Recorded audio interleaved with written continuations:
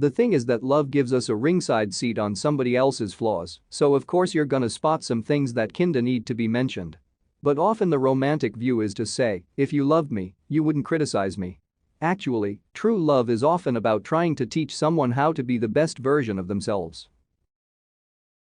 There's a constant tension between the excitement of new people and security with one person. If you go with excitement, you create chaos, you hurt people. There's jealousy, and it gets very messy. If you have security, it can be boring, and you die inside because of all the opportunities missed. I think of myself as quite a shy person. But when I'm curious about something, I'll go quite far to satisfy my curiosity. Learning to give up on perfection may be just about the most romantic move any of us could make. In art as therapy, we argue that art is a tool that can variously help to inspire, console, redeem, guide, comfort, expand and reawaken us.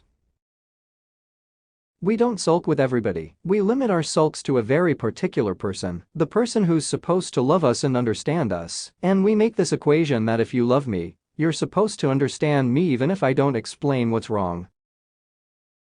Parents become very good at not hearing the explicit words and listening instead to what the child means, but doesn't yet know how to say, I'm lonely, in pain, frightened, distress, which then unfairly comes out as an attack on the safest, kindest, most reliable thing in the child's world, the parent. We are certainly influenced by role models, and if we are surrounded by images of beautiful rich people, we will start to think that to be beautiful and rich is very important. Just as in the Middle Ages, people were surrounded by images of religious piety. I am not a foodie, thank goodness, I will eat pretty much anything. A lot of my friends are getting incredibly fussy about food, and I see it as a bit of an affliction.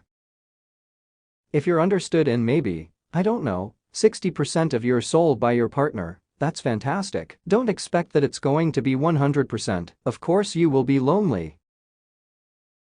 I think a certain degree of pessimism is actually helpful to love. Emotional life is alongside work one of the great challenges of existence and is a theme that I keep returning to. Sometimes I say to people, do you think you're easy to live with? People who are single, and the ones who say, yeah, I'm pretty easy to live with, it's just a question of finding the right person. Massive alarm bell rings in my mind.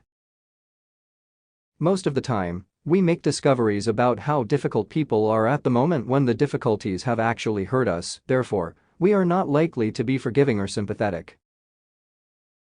When a restaurant is too popular, it starts to harm the reason you are there. Used to do a lot of falling in love with people, almost in the street, and imagining that there would be no obstacle to a happy love story, other than finding the right person. Used to do a lot of falling in love with people, almost in the street, and imagining that there would be no obstacle to a happy love story, other than finding the right person. I like the values associated with a medical family: common sense, being practical, but also thoughtful. As in all areas, we can improve how good we are at loving another person. Kant and Hegel are interesting thinkers, but I am happy to insist that they are also terrible writers.